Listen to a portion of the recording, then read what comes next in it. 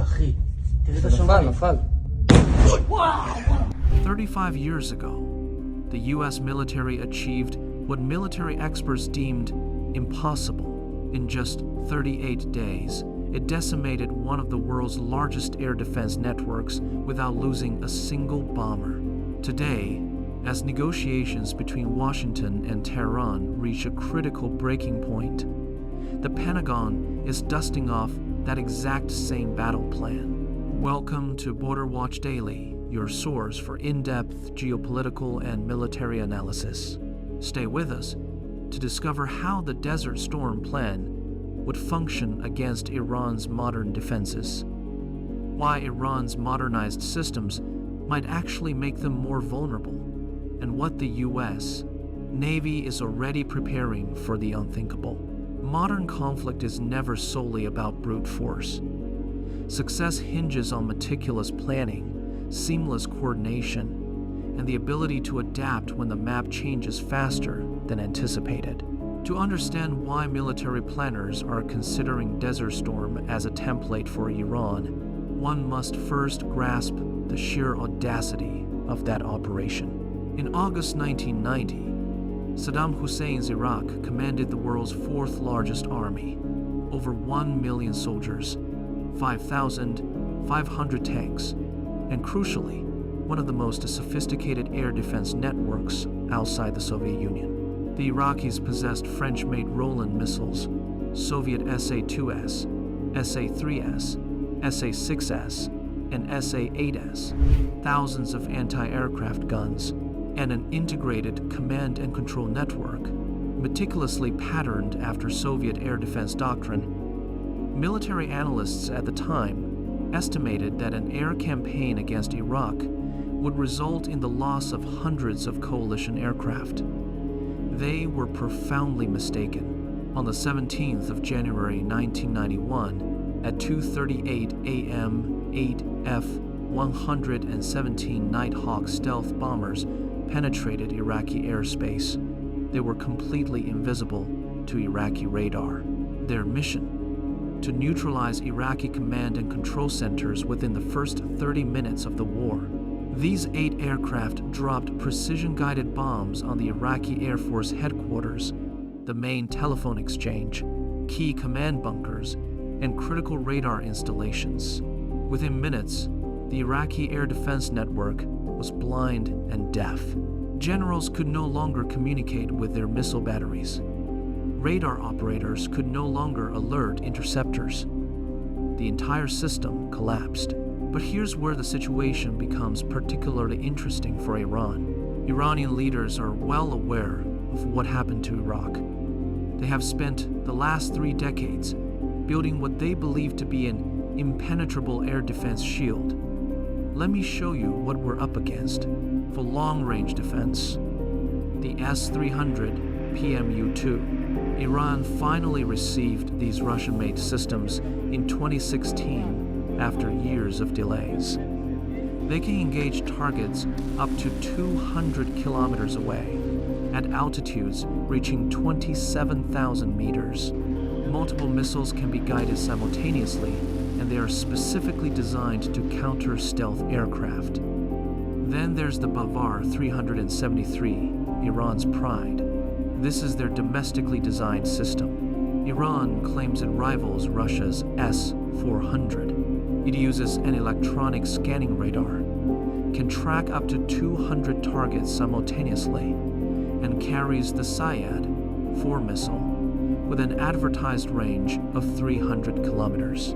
For medium-range defense, the Kordat systems. These are the ones that shot down the $180 million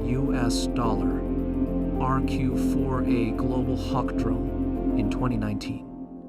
They work, and Iran knows it.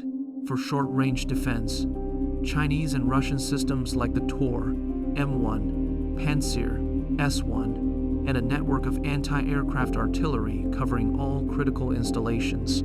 Impressive, isn't it? The problem lies in integration. Iraq's air defense networks failed because once the head of the snake was severed, the command centers, all those individual missile batteries, became isolated islands.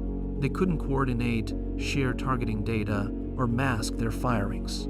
And despite all of Iran's improvements, intelligence analysts believe they exhibit the exact same weakness.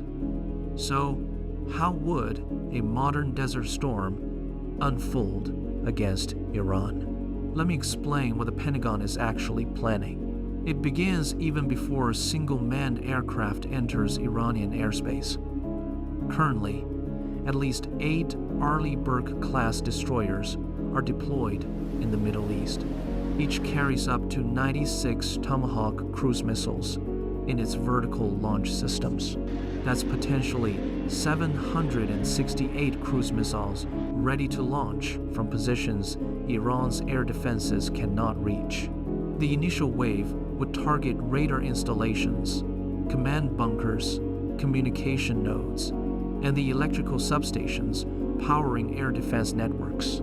Simultaneously, Air Force B-2 Spirit stealth bombers, the same aircraft that struck Iran during Operation Midnight Hammer last June, would penetrate Iranian airspace.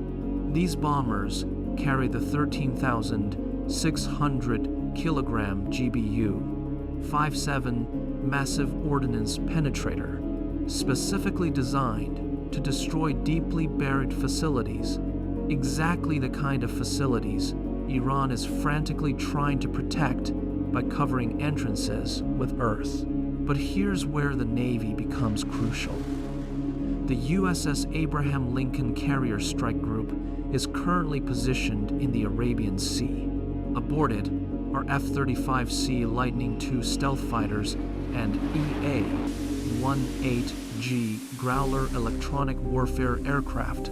The Growlers would be deployed first, jamming Iranian radar frequencies and launching AGM-88 HARM missiles at any air defense system that powers up its radar. Next come the F-35Cs. These fifth-generation fighters are designed to operate in contested airspace. Their sensor fusion allows them to see the entire battlefield while remaining virtually invisible to Iranian radar. And they have already proven their effectiveness. Just last week, an F-35C from the USS Lincoln shot down an Iranian Shahed 139 drone approaching the carrier. The Iranians didn't even know the F-35 was there until their drone exploded. But the real innovation is something that would make Desert Storm planners green with envy. In 1991, we severed Iraqi communications by bombing telephone exchanges. In 2026, we could do something far more devastating. Sources indicate that the U.S. has already pre-positioned cyber weapons within Iranian military networks. These were placed in the months leading up to the current crisis. When, not if, an attack commences, these cyber weapons would remotely disable radar systems, corrupt missile guidance data, shut down power grids supporting air defense, and sever communications between commanders and operators.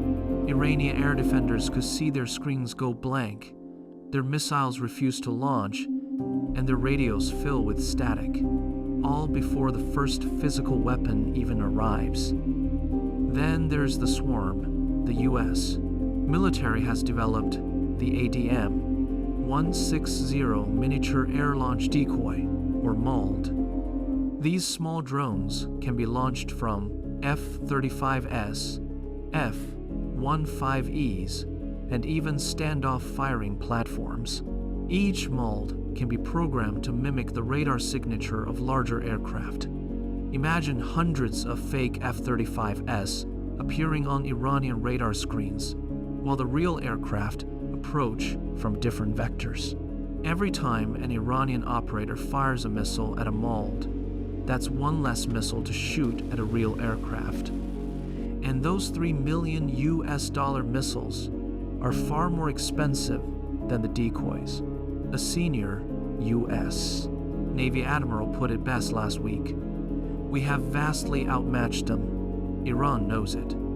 The fact that we have this type of capability is a powerful deterrent.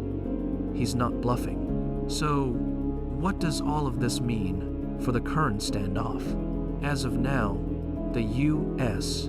has deployed 10 warships to the CENTCOM region, the USS Abraham Lincoln Carrier Strike Group with over 60 aircraft, 8 Arleigh Burke-class destroyers, over 100 C-7 transport flights, delivering THAAD and Patriot systems, F-15, E, Strike Eagles, A, 10 Thunderbolts, EA-18 G Growlers, and B, 2 bombers likely positioned at Diego Garcia. And here's what Iranian leaders need to understand about Desert Storm. The air campaign against Iraq wasn't meant to win the war, but to make the ground war unnecessary.